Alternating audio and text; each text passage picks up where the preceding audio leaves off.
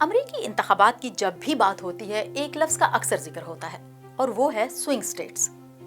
आखिर ये swing states होती क्या हैं और ये क्यों इतनी अहम हैं, आइए जानते हैं।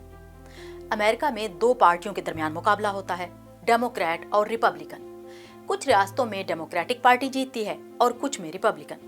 लेकिन स्विंग स्टेट्स वो रियासतें हैं जिनमें कोई भी पार्टी जीत सकती है, इसीलिए इन्हें स्विंग स्टेट्स कहा जाता है, यानी ये किसी भी जमात को जितवा सकती हैं। आइए स्विंग स्टेट्स को एक मिसाल के साथ समझने की कोशिश करते हैं। 2012 में जब बराक ओबामा सदारती उम्मीदवार थे तो स्विंग स्टेट कहलाई जाने वाली रियासत पेंसिल्वेनिया से डेमोक्रेट्स जीते। 2016 में बहुत कम मार्जिन के साथ ट्रंप जीत गए और 2020 में पेंसिल्वेनिया से बाइडेन जीते।